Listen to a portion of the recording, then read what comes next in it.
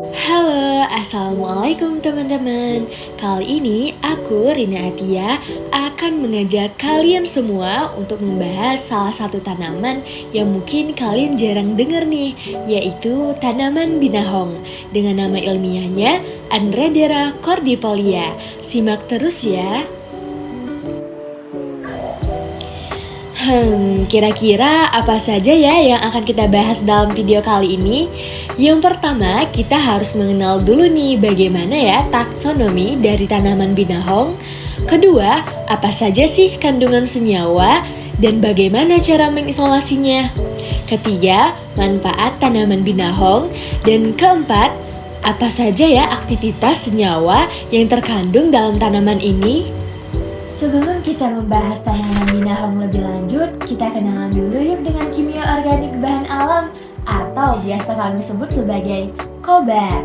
KOBA merupakan cabang ilmu kimia yang membahas senyawa-senyawa kimia yang terkandung dalam bahan alam atau organisme hidup seperti tumbuhan, hewan, dan sel. Ilmu ini berkaitan juga loh dengan isolasi, identifikasi, struktur, dan karakterisasi kimia dari senyawa yang diproduksi oleh organisme hidup. Lanjut lagi yuk.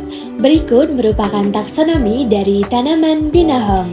Binahong termasuk dalam kingdom Plantae, subkingdom Tracheobionta, superdivisi Spermatophyta, divisi Magnoliophyta, kelas Magnoliopsida, subkelas Hamamelidae, ordo Sariophyllales, famili Basilisciae, genus Andredera, dan spesies Andredera cordipolia.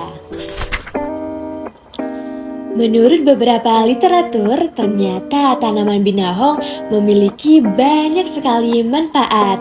Yang pertama, binahong memiliki aktivitas sebagai antibakteri, antiobesitas, antidiabetes, dan antihiperlipidemia. Yang kedua, tanaman ini juga dapat mengurangi rasa nyeri, migrain, peradangan pasca operasi, peradangan tenggorokan, dan menormalkan kadar kolesterol dalam darah. Dan yang ketiga, binahong juga dapat membantu proses penyembuhan penyakit degeneratif seperti kerusakan ginjal, diabetes, jantung bengkak, stroke, wasir, dan asam urat. Kalian penasaran gak sih kenapa ya tanaman binahong memiliki banyak sekali manfaat buat kesehatan?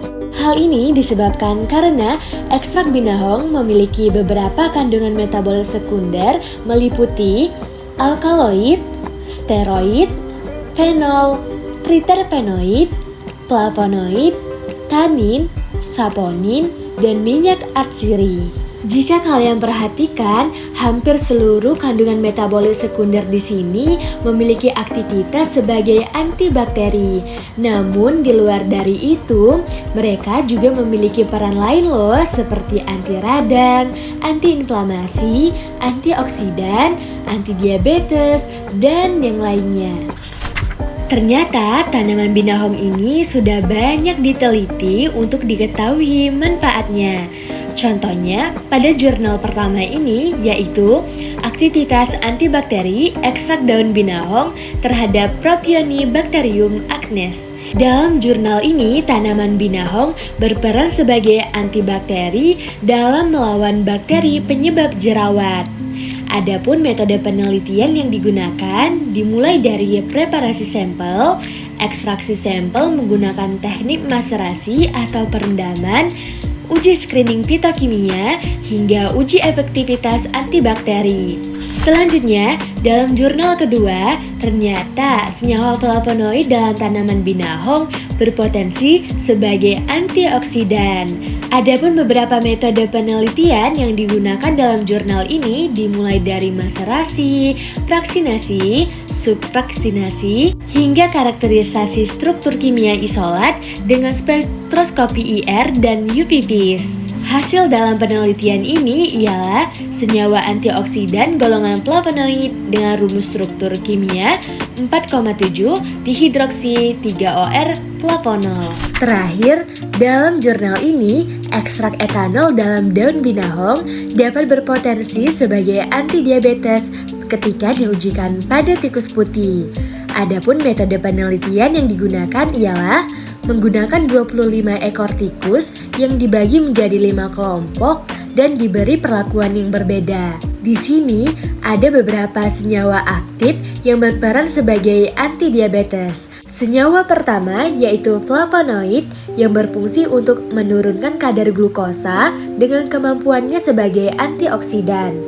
Kedua, ekstrak etanol berfungsi sebagai terapi antidiabetes dalam menurunkan kadar gula darah.